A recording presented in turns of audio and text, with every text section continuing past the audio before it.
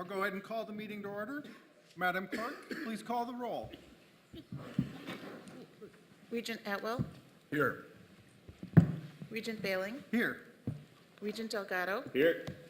Regent Erickson. Here. Regent Evers, Yes, here. Regent Farrow, Regent Greeby, Here. Regent Hall, Regent Higgins, Here. Regent Jones, Here. Regent Klein, Regent Milner. Here. Regent Mueller, Regent Peterson, Here. Regent Ring, Here. Regent Stile, Here. Regent Tyler, Here. Regent Whitburn. Here. We have a quorum. Thank you. Members of the board, minutes of the July 2017 Board of Regents meeting have been circulated. May I have a motion to approve these minutes? So moved. Second. Any discussion or questions? Seeing none, please say aye. Aye. Opposed? Thank you. Minutes accepted. On the next item on the agenda, the July and September reports for the Wisconsin Technical College System Board have been provided. Are there any comments or questions? Seeing none, this is a non-action item, and I'll note them as marked and approved. Moving on to the next item on the agenda, some brief comments by me, followed up by President Cross. So as part of my president's remarks this morning, I'd just like to talk about a couple of topics. As a board, I feel like one of our highest priorities on the Board of Regents is the state budget. Know that that was a priority for Regent President Milner, as well as myself. And I couldn't be proud of our most recent accomplishments. Regent Whitburn frequently says to me, "John, we have to have a plan." And he's right. On this last legislative go-around on the budget, we had exactly that. Our legislative team and our staff at the UW system put together a plan which was executed, and it was successful. So thanks to President Cross and the staff, I think we've had the best budget we've had in over a decade. I would like to make just a special thank you to Jeff Schoenfeld and to Jeff Brandt. Fellows, are you both here? Let's give you a round of applause.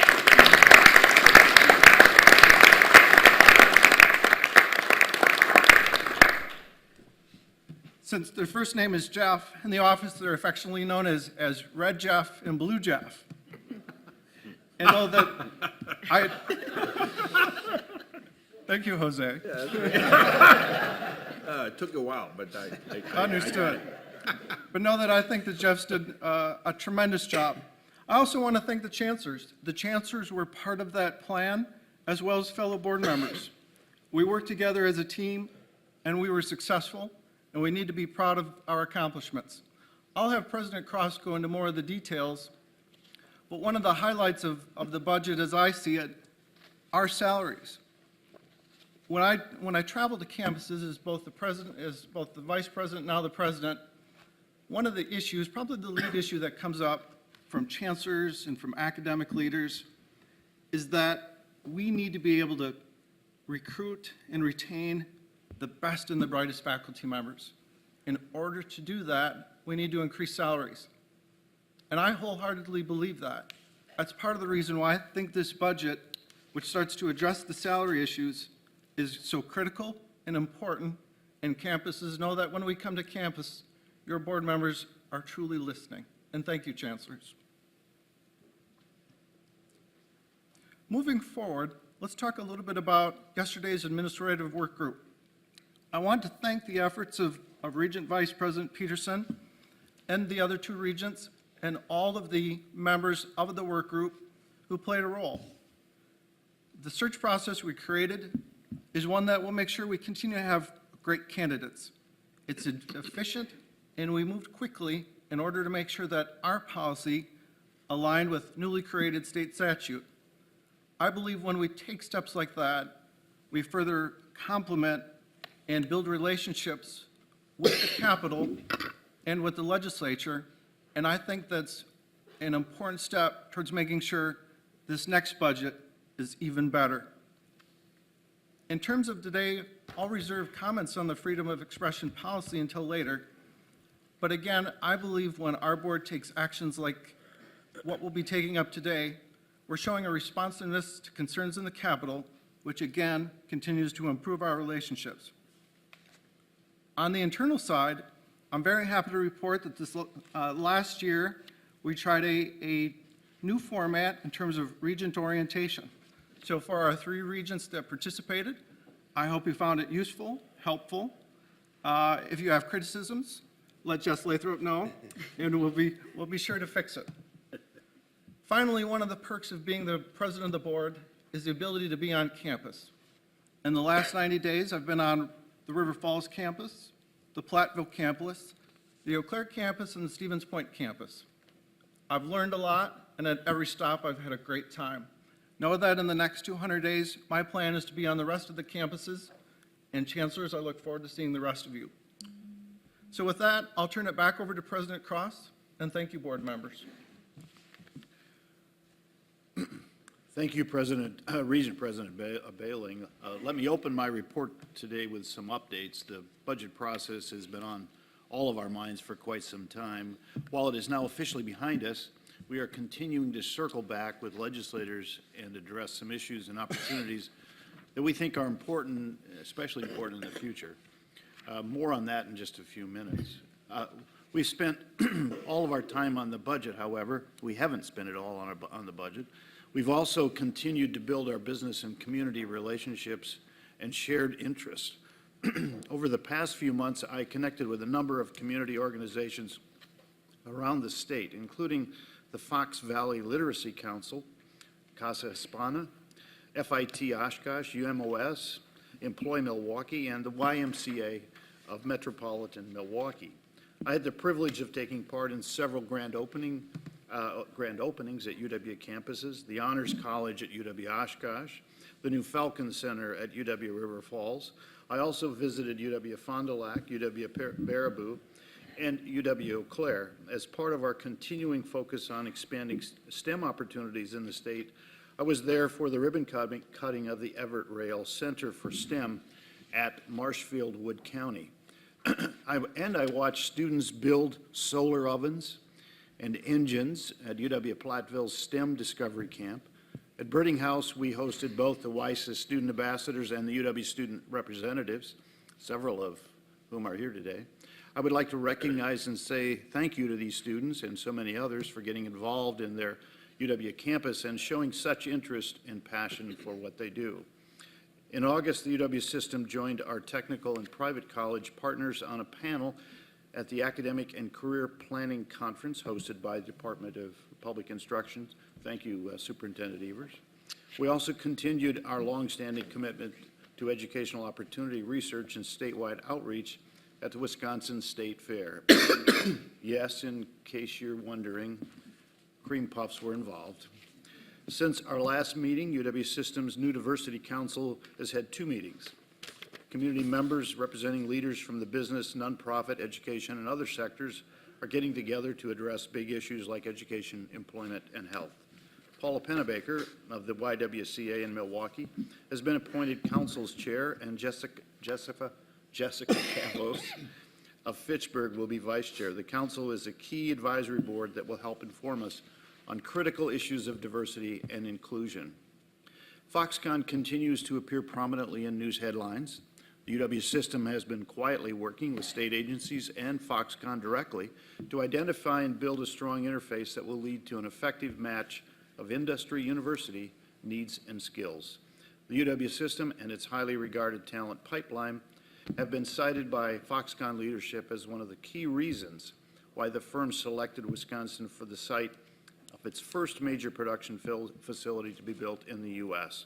In fact, the company has indicated a desire to host Foxconn Day events on UW campuses to begin the awareness and recruiting process in the near future. I believe they're already scheduled at UW-Milwaukee. On the federal front, there has been a lot of hard work to get the Federal Perkins Loan Extension Act passed before the sunset date of September 30th. Unfortunately, the necessary legislation did not pass by the deadline this past Saturday. However, there is still considerable bipartisan interest in moving this forward among legislators, including strong Wisconsin support from Representatives Pocan, Kind, Moore, Grothman, and Gallagher, as well as Senators Baldwin and Johnson. Extension of the federal Perkins loan, you will recall, has been a key priority for the UW system. And over the next several weeks, we will continue to do our part to push for this bill to be considered in the House and Senate, and of course signed into law. We recently met and had the pleasure of meeting with Congressman Glenn Grothman. We thanked him for his support for the federal Perkins loan program and discussed the broader issue of federal student financial aid and legislation to help reduce student loan defaults. We also spoke about our efforts to scale up pathways for students to connect with the business community through our Career Connect website and address the issue of freedom of expression on our campuses. Congressman Grothman was also very interested in the work we are doing with the UW Flexible Option and expressed his willingness and interest in championing legislation on our behalf. So now I'd like to pause for news from around the system.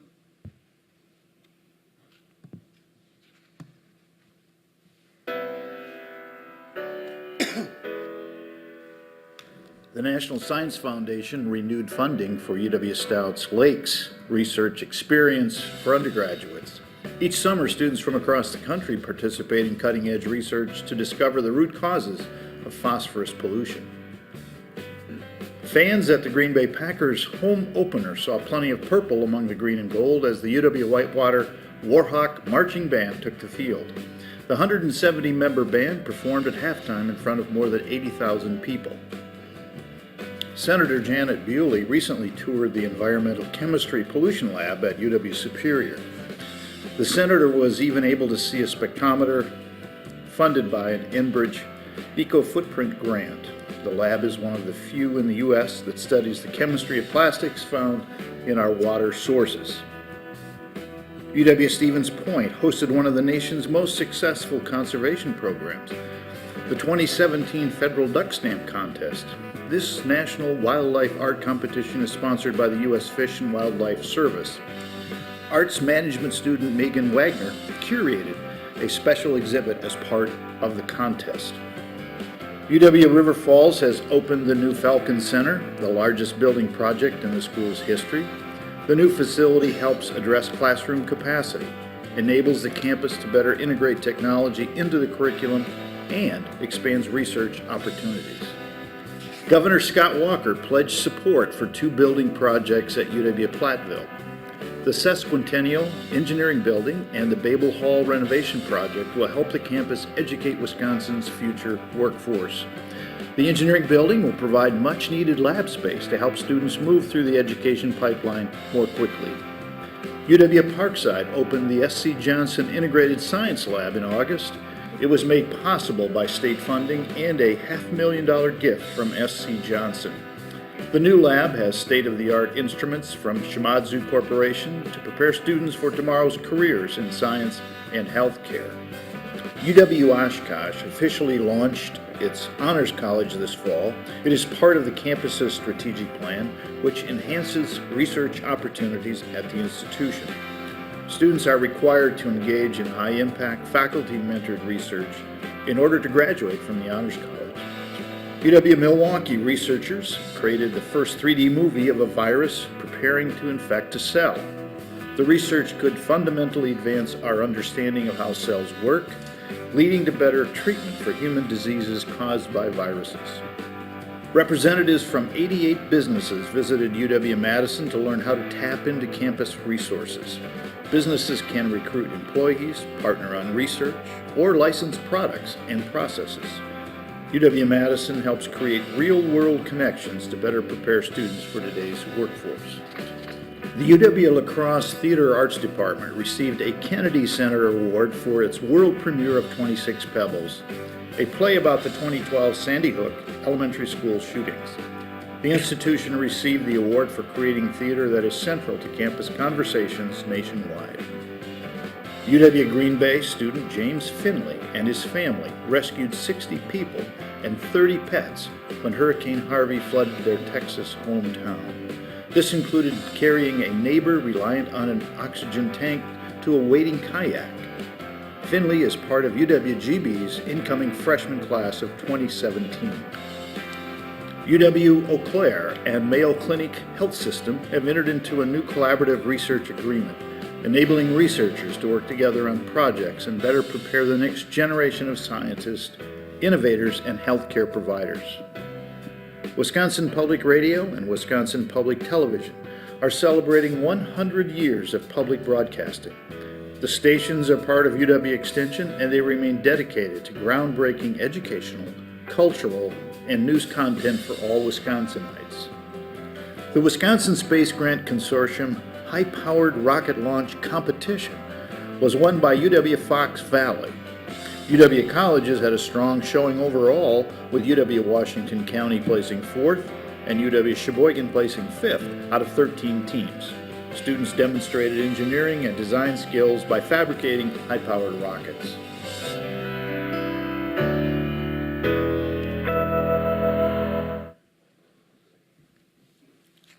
It's news from around the system, so I want to take a moment to discuss the state budget, which Governor Walker signed into law 2 weeks ago. Overall, I'd say it creates both opportunities and some challenges for the UW system, but at the end of the day, it's still the best budget we've had in a decade. It provides significant funding for our capital budget and the biggest compensation increase for state employees in a long time. We've been adamant that our faculty and staff are among the best in the world and should receive appropriate compensation, so this is a step in the right direction. Looking closer at the capital side, $483 million in bonding was approved for the next biennium to support much-needed maintenance, repair, expansion, rehabilitation, and yes, one new building. That's an increase of more than $300 million compared to the last biennium. On the operational side, UW System received $36 million in new funding, $28 million of which is in base, along with a restoration of $50 million, which had been lapsed in the last biennium. I want to thank the governor and the legislature for this investment. In particular, I want to thank the co-chairs of the Joint Finance Committee, Representative John Nygren and Senator Alberta Darling, for their leadership in shepherding this along. I would also like to single out Representative Mark Bourne and Senator Sheila Harsdorf for their efforts as lead authors of the UW system budget, including the capital side. All of these elected officials have been tremendous to work with and are considered true friends of the university system. As mentioned, this budget also contains some challenges.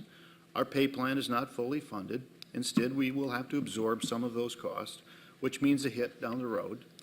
We also were not able to get the language we wanted on performance-based metrics. While it is the best budget we've seen in a decade, I was also hopeful that we would be able to secure more flexibilities, and in some cases, unfortunately, we've actually seen an increase in regulatory burden. Looking ahead to the rest of this legislative session and leading into the next budget, our focus will be on regulatory relief. There is strong support for this on both sides of the aisle, and I remain optimistic that we can make progress on this important aspect of our future budget. Ultimately, we have a few significant takeaways. The message that it's time to invest in the UW system was positively received, and we are one of the few state agencies to actually receive additional funding. This is a step forward, and we will continue to press onward to do the best we can for our future budget. So now let me switch to the student spotlight. The intent of these regular presentations, as many of you know that have been here for a while, and this is relatively new for our new board members, the intent is to help all of us better understand what it means to be a student on one of our UW campuses, how our students got here and why, what they're working on and hope to do in the future, what issues are most important to them. Each student has their own unique story to tell, while at the same time they often have many shared experiences. The Student Spotlight is a chance to see the UW from their perspective and to remind all of us why we are here. So I'm pleased to introduce Gabby Parker, a senior at UW-Stout. Gabby is a McNair Scholar. She is majoring in business administration with an emphasis in marketing and sales. She is vice president of chapter operations for Alpha Phi National Sorority and serves as president of the National Pan-Hellenic Sororities. So welcome, Gabby. So Chancellor, would you escort Gabby up?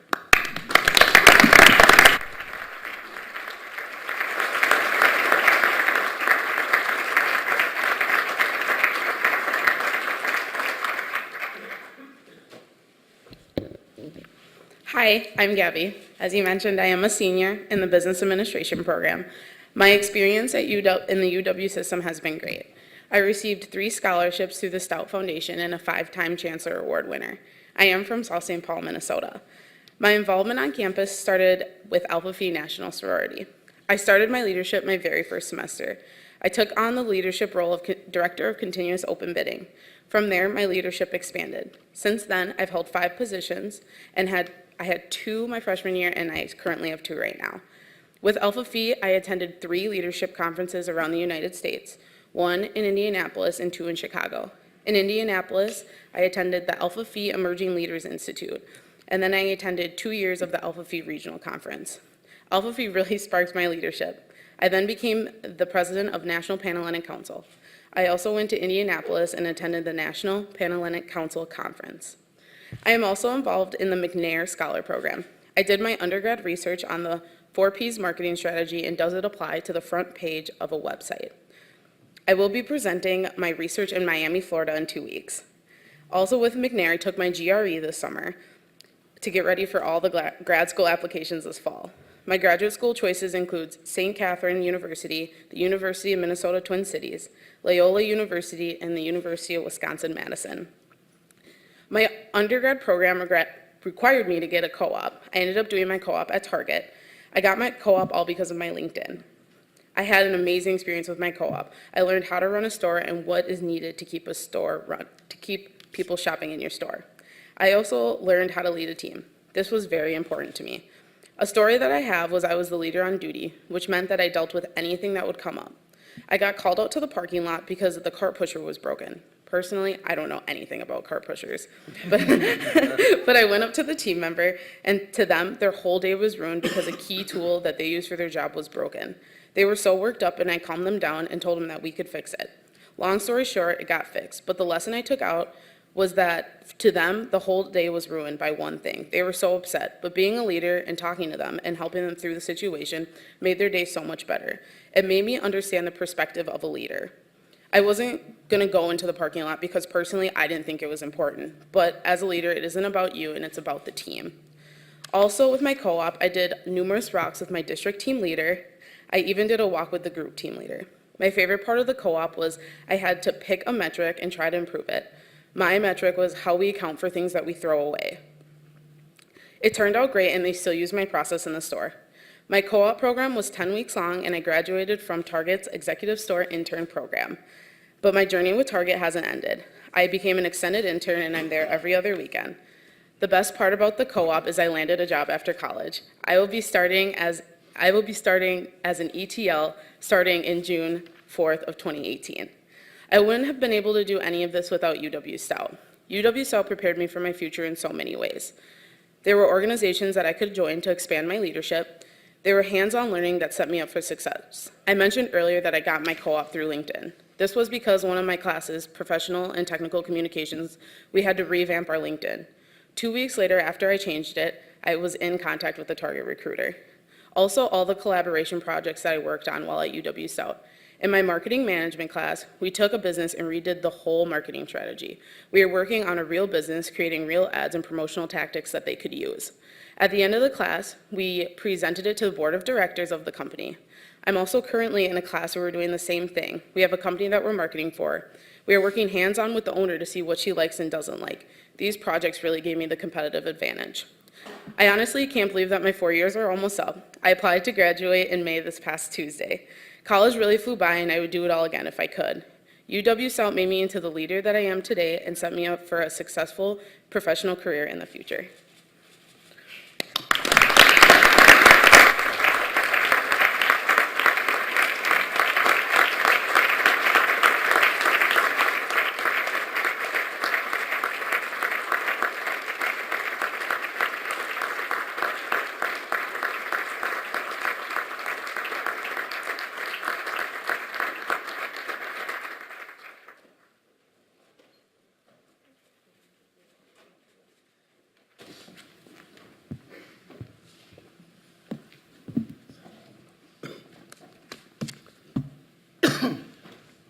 Thank you, Gabby.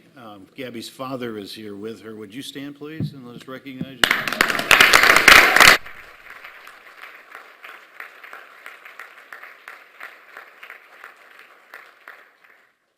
Should have said proud fathers. You don't have to say that. Thank you. We'll now have our committee reports. Regent Style, will you please start us off with the first report of the Capital Planning and Budget Committee? Thank you, President Bailing. We had a robust meeting, Capital Planning and Budget Committee, and I think Regent Whitburn would remind me that our meeting went long. I will go through the resolutions, then have them moved in mass. The first resolution brought by UW-Madison requests approval of amendments to the Declaration of Covenants and Restrictions for UW-Madison Research Park that establishes land and building development guidelines. The request proposes amending the design standards and implementing the strategic plan that was adopted by the Parks Board of Trustees. It was supported by Mayor Soglin and community members, and the project is projected to increase funds that will be donated in support of UW-Madison. Resolution 13C, also brought by UW-Madison, requests authority to sell 1.06 acres parcel of land with improvements located in the town of Dunn. The parcel contains an 11,000 square foot building that was used as lodging for visiting scientists to the Kagansa Research Center until 2014, when the nearby center was closed. The university has no future use for this facility, and I would note that this is in line with our goal of relinquishing UW footprints when the buildings and land are no longer needed. Resolution 13D, brought by UW-Stevens Point, requests authority to execute a temporary land use agreement for construction of a 16,000 square foot open-air amphitheater in the nearby reserve, and to accept the completed facility as a gift in kind. The facility will provide a fully accessible space and serve as a unique outdoor venue for public programs and artistic performances. Upon its completion, the amphitheater will be gifted to the Board of Regents. The facility, I would note, has a low operating cost and is estimated to be less than $1,000 per year going forward. Resolution 13E, brought by UW-Whitewater, seeks approval to lease the Cambridge Apartments for a 5-year term to accommodate demand for student housing. The facility will provide housing for 285 students, and the university will supply the necessary staffing for student services such as residence assistance, security, social programming, and counseling. Resolution 13F, brought by the UW system, requests authority to construct 8 maintenance and repair projects at 6 universities for an estimated total cost of $11.4 million. The project includes facility maintenance and repair at UW-Milwaukee and UW-Whitewater, utility repair and renovation at UW-Stevens Point, programmatic remodeling and renovation at UW-Extension, UW-Madison, UW-Stevens Point, and energy conservation at UW-Stout. We also discussed the capital budget 2019-21 strategic focus. UW-Stout presented its committee with information regarding the accomplishments of its campus master plan, and we had a robust discussion on the state building commission approvals in the upcoming 2017-2019 capital budget. It's with that I now move resolutions 13B, C, D, E, and F. Second? Motion and second. Any questions or discussion? If not, all in favor say aye. Aye. Opposed? Motion passes. Thank you, Chairman. Moving next, we'll go to the report of the Research, Economic Development, and Innovation Committee. Regent Higgins, the Thank floor you, is yours. Thank you, Regent President Bailing. I was honored to be interim chair in the absence of Committee Chair Eve Hall and Committee Vice Chair Tracy Klein. So our Ready Committee began by approving the minutes of the July 6, 2017 meeting. Our first presentation was from UW-Stout, where Chancellor Bob Meyer welcomed the Ready Committee and noted that business outreach is directly integrated into this university's curriculum. Every academic program on campus has an advisory program with employer partners. He said the campus places a strong emphasis on experimental learning and experiential learning, with over 90% of UW-Stout programs incorporating these features. Last week, for example, the campus hosted 413 employers who participated in career fair events and student interviews. UW-Stout Discovery Center Executive Director Randy Hulke provided an update on strategic initiatives and business partnerships, including the recently expanded Wisconsin Fab Lab program. The program is open to students from every major. Larry Blackledge, director of the UW-Stout Manufacturing Outreach Center, the MOC, said that over the last year, the MOC produced $41 million in cost-saving, sales, and investment for its clients, and supported the addition of 368 jobs to the state's economy. Joni Giroux, Director of Professional Education Programs and Services, highlighted the center's partnership with the WEDC and its Export Tech program, which accelerates Wisconsin business growth in international markets.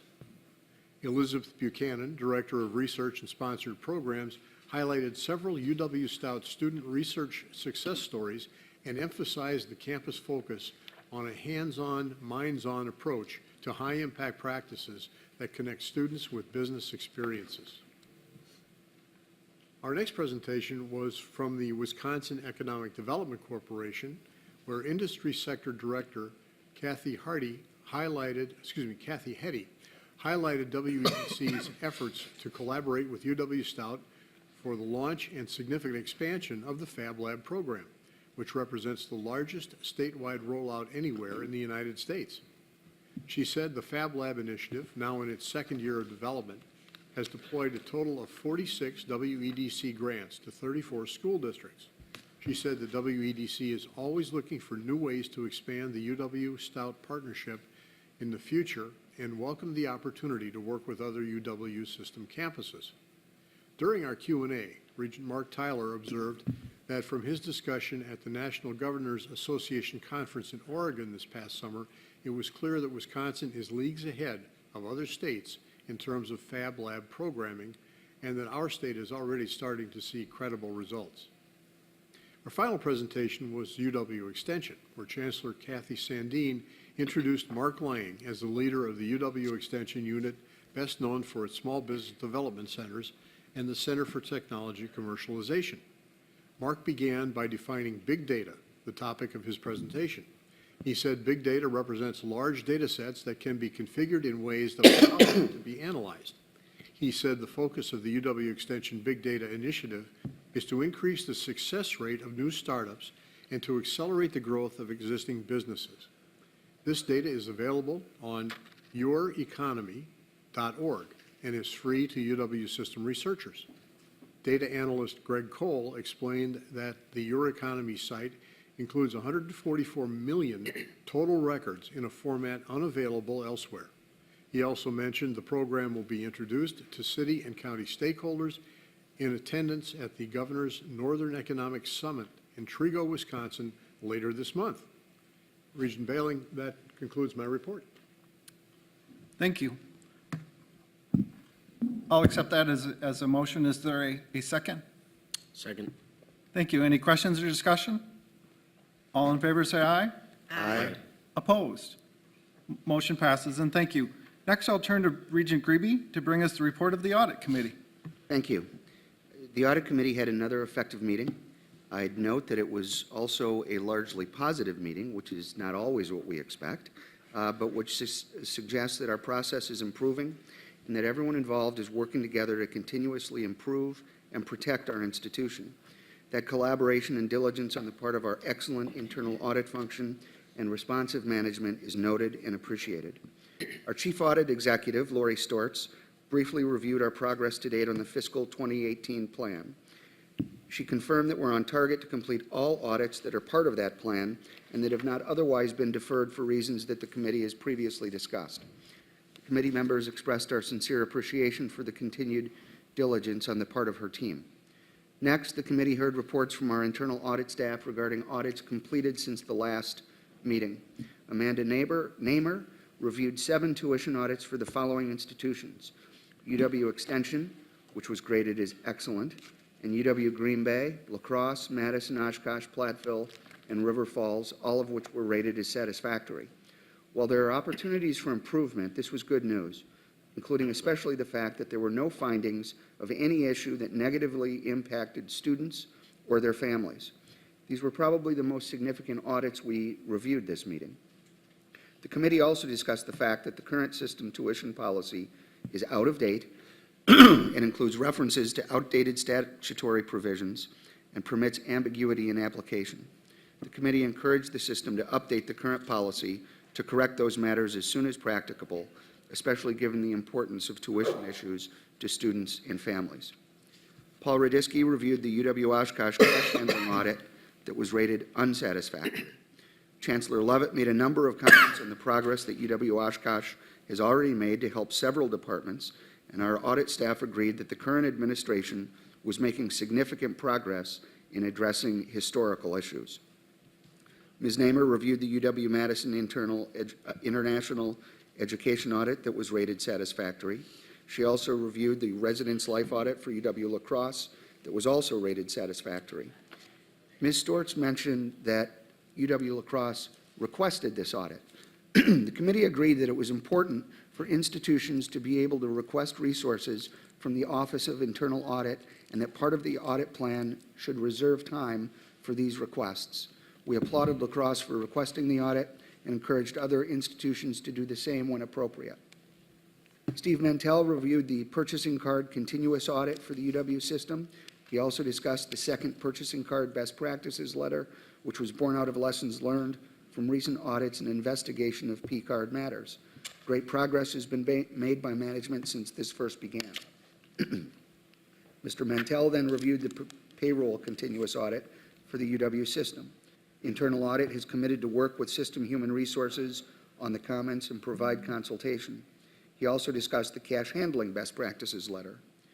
Mr. Mantell reported on the progress to date regarding management's corrective action to audit comments included in audit reports and letters, and confirmed that management at each institution was responding effectively. The committee noted that we very much appreciate management's attention to those matters, which has been consistently but increasingly diligent, suggesting continuingly improved collaboration between our internal audit function and management. We appreciate the diligence by everyone involved. Mr. Mark Gouthier reviewed progress made on implementing changes in response to audit recommendations for the UW-Madison Union. He stated that they are on target to finish those steps in December 2017, which is remarkably quick. The committee commended him on the significant progress that the union has made in a short time. Finally, Ms. Stortz provided her report on the Office of Internal Audit and discussed the Waste, Fraud, and Abuse Hotline and the recent activity over the past few months. The committee then moved into closed session. Thank you. Thank you, Regent Greeby. Next, we'll hear from Regent Milner to bring us a report of the Education Committee. Thank you, Regent President Bailing. At our meeting yesterday, the Education Committee approved 2 academic programs and received a detailed report from Vice President of Academic and Student Affairs, James Henderson. In addition, the committee was provided an informative presentation from UW-Stout Provost Patrick Guilfoyle, which detailed the unique position of UW-Stout as a polytechnic institution in the UW system. Vice President Henderson described 3 initiatives that he's leading on behalf of the UW system and provided preliminary enrollment data. First, he expressed that students seeking to transfer into UW system institutions need a more effective transfer process and stated that in December, he will submit policy recommendations to the Education Committee for review. Second, Vice President Henderson reported that the UW system is actively working on developing its outcome-based funding formula as required by the recently signed state budget, and stated that in December he will present a formula to the budget for review prior to the Joint Finance Committee deadline of February 15, 2018. Third, Vice President Henderson stated that he has initiated a task force to upgrade the existing policy on academic program review, including identifying low-producing degree programs. Finally, Vice President Henderson reported that preliminary enrollment data for the 2017-2018 academic year shows a 1.4% decrease in system-wide enrollment in overall headcount from last year, and that transfer enrollments dropped by 3.5%.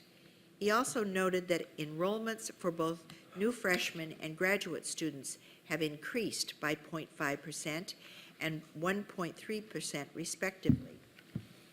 In addition to Vice President Henderson's report, the committee unanimously approved 2 academic programs from UW-Parkside and UW-Stout. As a result, UW-Parkside will now be able to maintain competitive, to remain competitive in the marketplace due to our approval of the Master of Science in Clinical Mental Health Counseling program.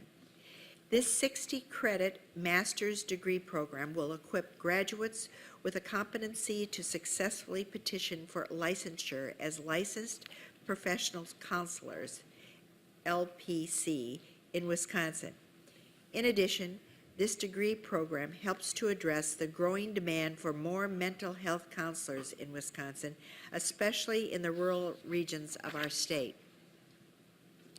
With its new Bachelor of Science degree program in Applied Biochemistry and Molecular Biology, UW-Stout will elevate the existing concentration in biochemistry and molecular biology within the Applied Science program to a major that is better recognized by both prospective students and potential employees, and potential employers. As a result, graduates from this program will be well prepared for work in genomic, diagnostic, medical, and forensic laboratories, as well as work with industrial production of biochemical drugs, biofuels, and other commodities from the biorenewable sources. Therefore, I move the following resolutions for adoption by the board. Resolution 1.1.c, approval of the Masters of Science in Clinical Mental Health Counseling at UW-Parkside, and Resolution 1.1.d, approval of the Bachelor of Science in Applied Biochemistry and Molecular Biology at UW-Stout. Second. Motion and second on the floor. Any questions or discussion? Seeing none, all in favor say aye. Aye. Opposed? Motion passes, and thank you. And that is my report for today. Thank you. Regent Whitburn, if you could please come forward now with the Business and Finance Committee report. The committee yesterday approved 5 contracts, 1 for the system, 1 for UWM, and 3 for UW-Madison. We approved a system contract with Instructure. This will be our software platform for our next generation of digital learning. Interestingly, the implementation will not be completed until June of 2020, when the previous vendor's contract sunsets. For UWM, we approved the contract with CalGenic extending through June 30th, 2020. This research partnership is around novel therapy to ameliorate age-related cognitive decline. For UW-Madison, the committee approved a multi-year contract with Quintilis IMS. This is a contract research organization that facilitates the conduct of clinical trials for a number of national and international pharmaceutical companies. A contract with Varian Medical Systems, a manufacturer of radiotherapy equipment, under which we'll see basic research around the ongoing development of their equipment, as well as the possibility of the use of the Varian equipment in our patient care settings. And finally, we approved a 5-year contract for Pepsi to provide their products across UW-Madison's athletic department functions through June of 2023. No more Dr. Pepper, now Pepsi. So let me move approval of resolutions 12C, D, E, F, and resolution 12G. Second. Motion and second on the floor. Any questions or discussion? Seeing none, all in favor say aye. Aye. Opposed? Motion passes. In other action, the committee approved an overhaul of Regent Policy 25-3, our rules for the use of information technology resources. We've been operating under a 1997 system policy. And it's clear that by way of today's standards, the provisions of the 97 policy would be considered outdated and lacking in clarity. when it comes to acceptable and unacceptable use of IT resources across our workforce, students, and everyone else across our system. Because of the criticality of the use of information technology resources across our campuses today, this resolution does specify and require full implementation at each of the campuses within 90 days. This means that all of our campuses need to be on the same page by year end. I would move Resolution 12B. Motion second on the floor. Any questions or discussion? Seeing none, all in favor say aye. Aye. Opposed? We received our system-wide wrap-up report on gifts, grants, and contracts attracted across all of our institutions during the past state fiscal year. The total was $1,439 million, down about $79 million across the system from fiscal 16, and most of that reduction came in federal dollars. We also received an update from staff on the implementation of our system-wide managed travel program. The implementation is moving, but it is not being fully accepted across our campuses. The committee reviewed the fiscal year-end financial management report. And finally, a second on the report that you received in your packages in preparation for today's meeting with regard to balances and reserves. We all received the 168-page report on program revenue balances as of 6/30/2017. This is the end of the fiscal year, and campus plans for these revenue balances. You'll recall that back in the spring of 2014, working together, the legislature's Joint Audit Committee and the Joint Finance Committee, in a partnership with our Business and Finance Committee at the Regents, approved a methodology under which we're required to report going forward every October on system and campus-by-campus reserves in various reserve categories. Bottom line, any campus with a year-end balance in excess of 12% of fiscal year expenditures from the previous year is required to submit a plan to spend down to the 12% level. The submission in front of us today provides for spend-down plans in 44 different instances across our campuses. Secondly, any campus with a negative balance in either their tuition or auxiliary reserve buckets must submit a savings plan to bring their campus into positive territory. The good news is that no such plans are required in this submission. The proposed report to the legislature, which I assume will be sent forward if it's approved here now, tomorrow, was approved unanimously by the committee.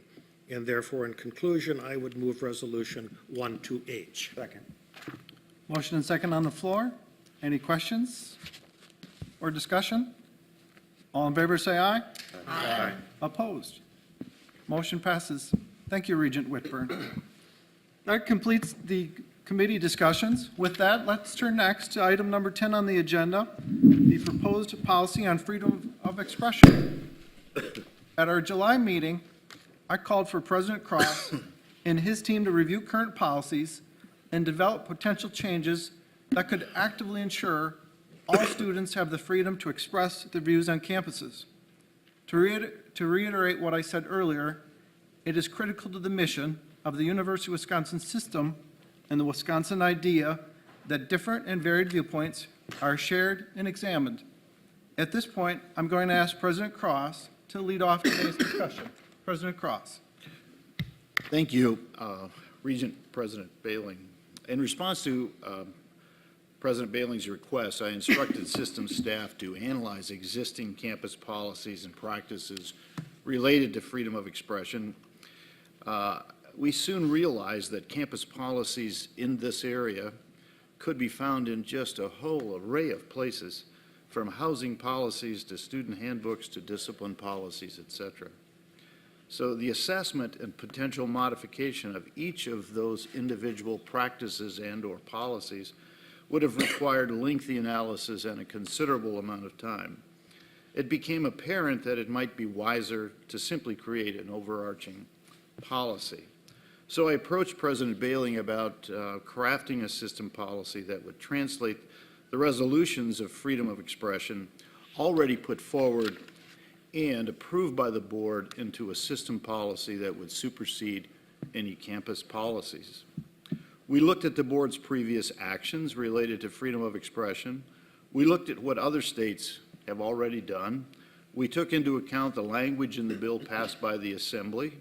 We considered our own administrative rules, our admin code rules in Chapter 17 and 18. So the proposed policy you have before you today is the result of that process. So perhaps the most important thing we can do as a university is to actually teach students how to engage and listen to those with whom they differ. Maybe we've always done this very well. Maybe we haven't. Modeling civility, reaching out intentionally to engage those who hold ideas and values we might find repulsive or difficult to deal with is not easy, especially in such a polarized society. But if we don't show students and others how to do this, who will? If we don't do it as a university, who will? That's fundamental to what a learning community is, and especially fundamental to a university learning community. It's what we're all about. Foundational to our mission, our very purpose, as defined in state statute, is the search for truth.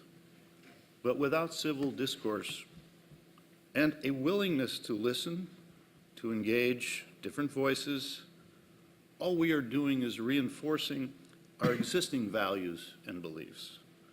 Letting truth and falsehood grapple in a free and open encounter, that's something we all believe, where truth will prevail. Our obligation as a system is to ensure that different voices are heard and that civility prevails throughout. To that end, this policy defends freedom of expression, both literally and symbolically. I support this proposed policy, even with the challenges I know it will bring. So at this point, I'm going to turn it over to General Counsel Tom Stafford to provide some more in-depth overview on some of the key components of this policy. Thank you, President Cross. Regent, the policy is, you should have a copy of it in front of you. So moving through it sort of from front to back, the first section is entitled Commitment. This is essentially a verbatim repeat of your resolution from 2015 in support of freedom of expression and academic freedom that again was reaffirmed by this board in July of this year. That's that first section. Turning then to page 3 to the section titled Conduct on University Lands, Student and Employee Discipline. This section describes the current framework of chapter UW-17 and UW-18 in terms of misconduct, how those are defined within those system rules, and how those are handled in terms of employee and student discipline. I would point your attention to the bottom paragraph, last paragraph on page 3. There's a language in there that discusses a requirement that will be put in place in the future following rulemaking under Chapter 227, because this particular kind of language is required by state law to be in a rule. It can't be in policy. But when this is in place, it will require a student who's twice been found responsible for misconduct that disrupts the freedom of expression of others to be suspended for a minimum of 1 semester. A student who's been found thrice responsible would be expelled. So that language is in the policy, but I want to make clear it won't be effective until rulemaking is completed and the language is put in Chapter 17 of the Administrative Code. Turning to page 4, there's section 3 is freedom of expression. I think that's fairly self-explanatory. 5, we have a description there, or section 4, restriction of expression. That's a list of fairly well-defined areas where the courts and/or Others have determined that these types of speech are things that the university can in fact regulate and control. Section 5 entitled Accountability, the section paragraph of that section requires an annual report of the system to the Board of Regents regarding efforts of institutions to uphold these principles and affirmative steps that the institutions have taken to further the board's commitment to freedom of expression and academic freedom. There's also a section there entitled Report regarding repeat violators. So until, as it says, the rulemaking is completed, that would put into effect the sanctions I mentioned earlier. If a UW system institution does not expel or suspend a student who has been found responsible for, in 2 or more occasions of materially and substantially disrupting expressive rights of others, the UW system chancellor is required to report to the board regarding that disciplinary process and decision. The next section entitled Neutrality, basically you can read it, it's stating that each system institution should not take an action as an institution in such a way as to require students or employees to express a particular view on a public policy issue. The two sections 7 and 8 have to do with new student orientation. It's a requirement here that institutions shall include an orientation for freshmen and transfer students, information regarding freedom of expression that's consistent with this policy, and that, as is stated in section 8, that each institution is annually required to provide notice to all enrolled students and employees about the policy. And finally, as President Cross mentioned in his remarks, this policy, as it's stated in section 9, would supersede or nullify any inconsistent campus policy. And that's my overview, President Cross. Thank you, Tom. Before we discuss the issue, I've asked Regent Jose Delgado to introduce the resolution. Regent Delgado. Okay, thank you very much, Regent President. I'm going to read the resolution, and then I would like to make a comment before I make the resolution, because you have given me the chance to present it, so I'll take advantage of that for my comment, if you guys don't mind. The resolution reads as follows: whereas the Board of Regents of the University of Wisconsin system has a long history of supporting academic freedom and freedom of expression, and ensuring that every voice has the opportunity to be heard, and recently affirmed its strong commitment to these freedoms in December 2015 with the adoption of Resolution 10600, and again in July 2017 with adoption of Resolution 10906. And whereas the primary function of the UW system is the discovery, improvement, and dissemination of knowledge. And whereas the UW system is committed to providing all members of the university community with the broadest possible latitude to explore ideas and to speak, write, listen, challenge, and learn. And whereas it is not the proper role of the UW system to attempt to shield individuals from ideas and opinions that they or others find unwelcome, disagreeable, or even deeply offensive. Whereas protests and demonstrations that disrupt the expressive rights of others are subject to sanction. And whereas it is not the proper role of UW institutions to take any action as an institution to require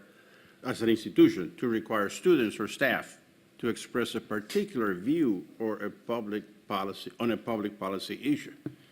Now therefore, be it resolved that the Board of Regents adopts the attached Regent policy document titled Commitment to Academic Freedom and Freedom of Expression, codifying the aforementioned principles as well as the Board of Regents' expectations for regular communications about the policy to employees and students, and accountability for institutional leaders to report disciplinary actions to the board.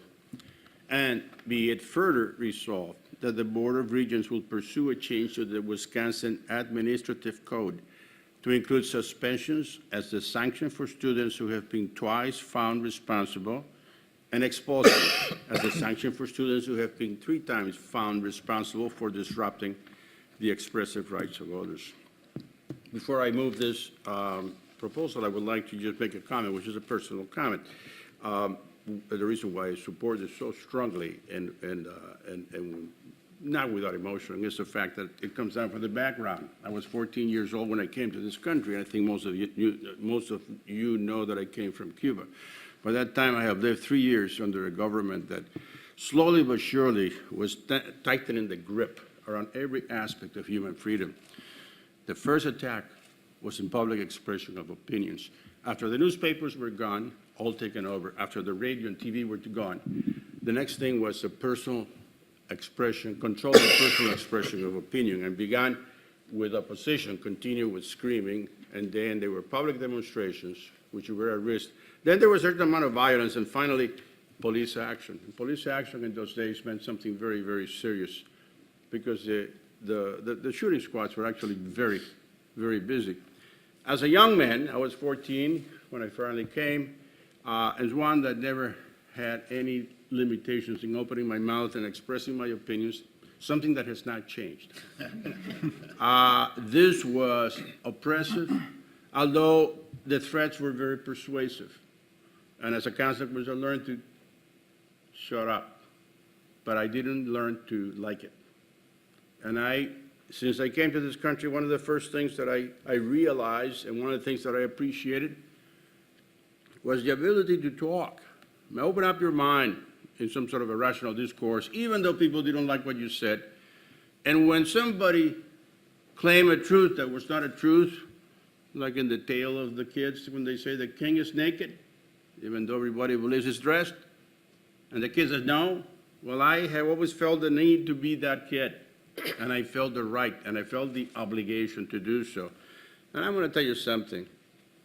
I have a tendency to turn off the radio station when somebody speaks whom I don't like, and to turn the channel on TV. But every time that I fail to do so and listen, I know that I grow, and my mind has changed in many, many topics. I have learned a lot, and I am very grateful for that attitude. And I'm going to tell you, I feel the pain of listening to somebody with whom I vehemently disagree, but I always feel the benefit of having done it, a personal benefit, a benefit that has had great consequences to me. It has been of great value in my business life. It has been a great value in my personal life. Any limitation of this type of conversation in this society cannot be accepted. In a university is a scandal. It would be a scandal. Nobody can control the speech in a university, and I strongly support this. So I move the approval of this resolution. Second. Thank you, Regent Delgado. Regent Whitburn. Motion on the floor. There's a motion and a second. Before I begin debate, I'm just going to take a turn for a quick moment. Colton Shaneke, could you join the board at the table, please?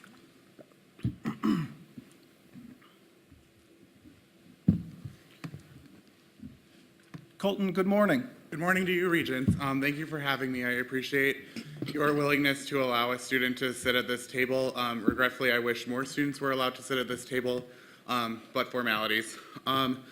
I want to thank you for letting me be here, and even though this rhetoric has been stated many times over, I want to welcome you to this university that I've called home for 4 years. I want to first speak that myself as a student and several other students and a large portion of our student body value and recognize the importance of free speech as granted to us by the U.S. Constitution. And we recognize the intentions and commend dedication to constitutional rights by this policy. However, this policy in its current iteration should not be passed. We believe that the policy itself and its language describing disruption is too vague, and the gaps that are in this language may open up to both abuse of the policy as well as lack of use of the policy and neglect of the policy. We recognize the intention to keep that language flexible. Obviously, I come from UW-Stout with a population of 9,000 students, and there's schools like UW-Madison with 40,000. Schools have different contexts, and we recognize the importance of flexibility. However, we think that vagueness is too large of a risk to take, and we should not plan to fix the problem later if there's abuse or misuse or neglect at the expense of students across the system who are harmed by this policy in the meantime. We see what the Board of Regents is trying to accomplish with this motion to pass this policy, and we recognize the need for a policy recognizing rights to freedom of expression and speech, as well as understand the desire to pass it. However, we would like to entertain the amendment of this policy to create more clarity to prevent abuse or neglect of this policy that many have worked so hard to create, while still allowing some space for individual UW schools to take context into consideration We feel that it's really important that there is more clarity that's offered in this policy, so that there's much more consistent guidelines with which that conversation can be had of what is free speech and what is not free speech. So I want to thank you for your time. Colton, thank you very much.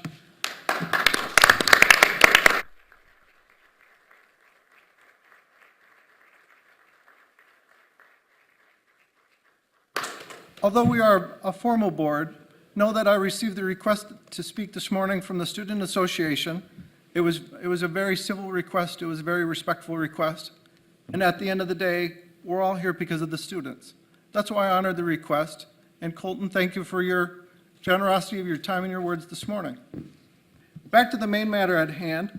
Now discussion and debate on the motion on the floor on the freedom of expression policy and resolution. Regent Ring. Thank you, Regent President Bailing. The Wisconsin idea is at the heart of the University of Wisconsin system and everything we strive to do. The notion that ideas, research, experiences, and the dissemination of knowledge in order to search for the truth is vitally important. I believe this is obtained through freedoms of academia and expression that every member of the university community possesses. I believe this proposed policy does a great job at making it clear the university strives and promotes academic freedom and freedom of expression on all of our campuses. I believe there's a difference between engaging in civil discussions and prohibiting them from taking place. This policy, simply put, disciplines individuals who repeatedly obstruct the expressive rights of others. What this policy does not do is discipline individuals for speaking freely and expressing themselves. In fact, the policy reads, quote, "Students and faculty shall be permitted to assemble and engage in spontaneous expressive activity," unquote. It even goes on to repeat that, quote, "Nothing in this policy shall be construed to prevent institutions from regulating speech or activity as allowed by law," unquote. The UW institutions should be promoting open and opposing discussions, but not obstruction of these dialogues. In my opinion, I think that this policy further promotes academic freedom and freedom of expression, and therefore I'm in full support of this policy and think that it will give more structure and guidance to the university community on the search for truth. Thank you. Thank you, Regent Ring.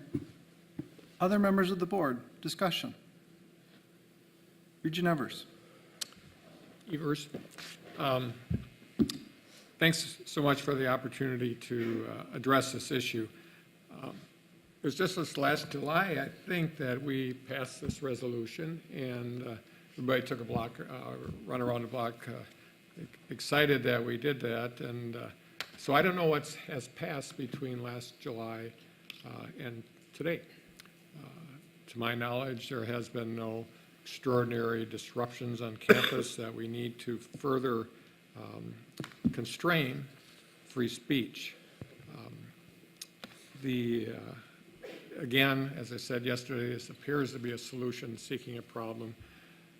Defining disruption, defining interfering in free speech. We already have existing policies that deal with this issue and issues of improper behavior. I believe this policy will chill and suppress free speech on this campus by all campuses.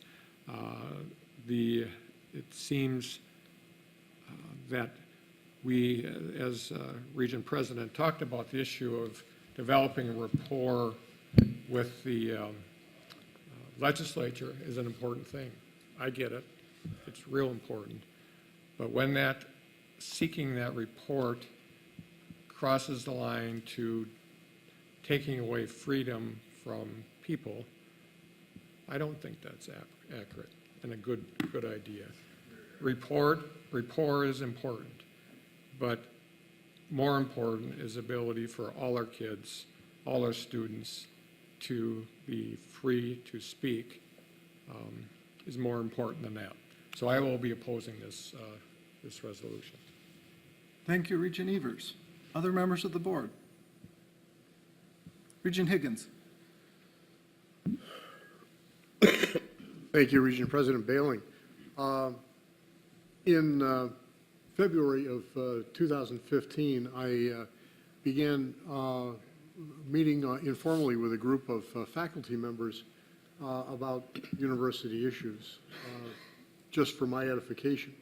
Over the next few months, those meetings actually morphed into a discussion of freedom of expression on campus by individuals who are professors or emeritus professors. And that discussion morphed into the development of a statement based on the statement adopted by the University of Chicago, which I presented on behalf of that group to Regent leadership in mid-2015, and which I'm pleased to say was adopted by this body in December of 2015.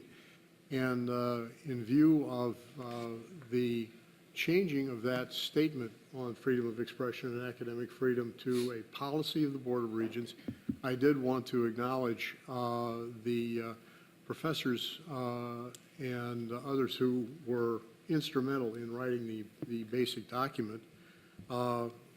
Those included Professor Mary Anderson in geography, the late Professor James Buchanan, journalism professor, Professor Don Downs, Emeritus Professor of Law and Journalism, Professor Lee Hansen, Emeritus Professor of Economics, Professor John Sharpless in History, and Steve Underwood, former U.S. Attorney for the Western District of Wisconsin, and the Attorney for the Committee on Academic Freedom and Rights at the University of Wisconsin-Madison. I want to point out that these are individuals who are very knowledgeable about the First Amendment and about its application on college campuses, and that the spirit of their interest in maintaining freedom of expression and academic freedom is well carried forward by the resolution as presented by Regent Delgado. And I strongly support our adoption of this resolution because of its inherent protections. We guarantee, we emphasize the right of an individual who is accused of violating the disruption policy to full due process rights. We encourage the exchange of ideas, including by protest and protest and demonstration on our campuses, though we insist that the free speech rights of every member of the university community and visitors to our campuses be respected by all who engage in the discussion. So, once again, I thank you very much for presenting this resolution to the board, and I urge my colleagues to vote in support. Thank you, Regent Higgins. Regent Jones. Thank you, Regent President Bailing. First, I'd like to thank the students who spoke or held signs here today on this important issue. We appreciate and respect your views and your willingness to share them with us in a civil manner. Balancing the right of one person to speak with the right of another to protest is a very tricky thing. But I believe this policy has got it just right. A protest should not have as its result the deprivation of another's right to speak freely. I also believe that violations of this policy should have consequences, and that those articulated in this policy are reasonable and appropriate. I urge adoption of this resolution. Thank you, Regent Jones. Other regents? Regent Atwell? Thank you. I've noticed I'd say probably in the last 10 years or so, I live with a plurality of opinions around me every day, and I feel blessed to have lived in a great state most of my life. I think people my age and of every age note sort of how civil discourse has gotten more coarse and more difficult, and people seem to be more and more isolated in their groups and ways of thinking. And it's been extremely painful, I think, for a lot of people to see tensions heighten in a place that normally is very tolerant of people having different ideas. Though lest we exaggerate the problem today, I did grow up in Dane County, in the 1960s and 70s. And I think those of us who were there and those of us who study that period know that it was probably even more heated then. I feel very strongly, and I have these discussions in my own family, with my siblings, with my parents, with my many children who hold lots of different views. And I think it is absolutely critical, not just that we have free expression of ideas, but that we recover the ability to talk with people with whom we disagree. And frankly, I think that the survival of our republic depends on it. And I have closely read the policy. I am in support of the policy, and I'm not a fan of policies that don't define what happens when they're not followed. And I respect the different views that have been expressed here today, but I am convinced and will support the policy because I believe that it is not intended to chill free expression, but to preserve it and to make clear to those who would suppress it that we intend to recover the ability to talk with people with whom we disagree. Thank you. Thank you, Regent Atwell. Regent Milner. Thank you. I'm not going to echo, I am in support of this resolution. I'm not going to echo what's been said before, but I would say that I would echo what has been said before. But what I will say is in response to this, my support having anything to do with the with the legislation or the legislators. I would be supporting this policy were it not being discussed in our legislation. I support the policy because I support not only speakers, but I support listeners. And someone has an inability to listen if it is if the speaker is drowned out. This is something that we have observed not simply in this state, and there have been incidences where this has happened in this state, but it is happening across the country. And part of our responsibility as a governance group is to anticipate what's happening and to take action in advance. It's part of our strategic mission for the institution. I support this for the listeners because, as Regent Atwell said, it's important not only for the speakers to be able to speak, but it's important for people to be able to listen. Freedom of speech is not, I don't consider drowning out another speaker as freedom of speech. I am a very strong supporter of freedom of speech, but that doesn't qualify. Thank you, Regent Milner. Other members of the board? Regent Stout. Thank you, President Bailing. I think Regent Jones made a great statement there on how do you strike this balance. And so as regents, we're always working to protect the students' right of free expression. And I believe that this proposal furthers that right of all of our students' voices to be heard.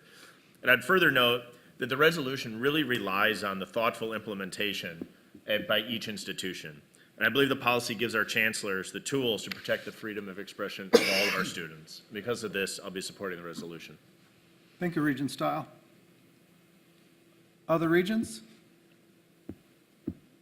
Any other discussion? If not, let's take a vote. All in favor say aye. Aye. Opposed? No. Thank you. Motion passes. Let's move on to our next item on the agenda.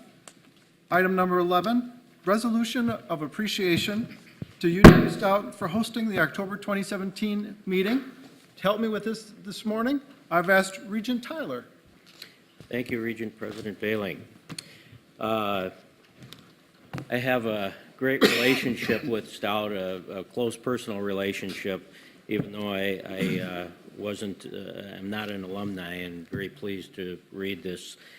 Whereas the member of the Board of Regents are pleased to recognize the University of Wisconsin-Stout as the official host campus for the board's October 2017 meeting, and are grateful for the generous hospitality extended by Chancellor Bob Meyer and the entire UW-Stout community. And whereas the board appreciated hearing Chancellor Meyer's presentation celebrating Wisconsin's Polytechnic University and congratulates the campus for making the 10-year anniversary of earning that designation. And whereas the Education Committee thanks Provost Patrick Guilfoyle for his presentation, Living the Polytechnic Mission, and whereas the Research, Economic Development, and Innovation Committee heard an informative presentation by Chancellor Meyer, along with a team from the UW-Stout Discovery Center about UW-Stout's high-impact practices, business collaborations, and campus initiatives focused on career preparation and job readiness. And whereas the Capital Planning and Budget Committee learned about the recommendations and accomplishments of UW-Stout's campus master plan, and whereas board members enjoyed a reception showcasing the many talents of faculty, staff, and students, as well as the excellence of the UW-Stout School of Hospitality Leadership, and also appreciated meeting representatives of UW-Stout's Student Association and UW-Stout student ambassadors at this morning's breakfast. And whereas the board was delighted to hear from Gabby Parker, a senior pursuing a degree in business administration with an emphasis on marketing and sales, as featured in this month's Student Spotlight, be it therefore resolved that the Board of Regents hereby commends UW-Stout for its informative presentations, forward-thinking, polytechnic spirit, and many continued contributions to the UW system and to the state of Wisconsin. Let's give Chancellor Meyer another standing ovation for a great speech.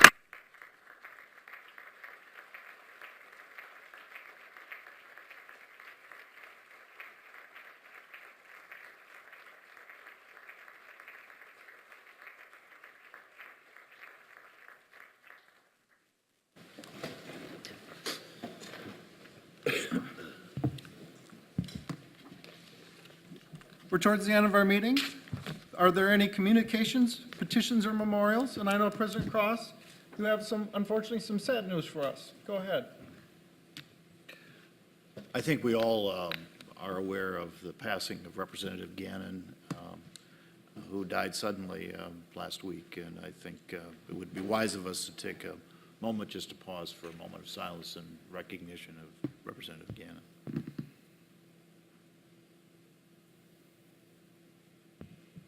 Thank you. Thank you. With that, if there are not any more communications, petitions, or memorials, I'd accept a motion to adjourn. So moved. Second? All in favor say aye. Aye. We are adjourned.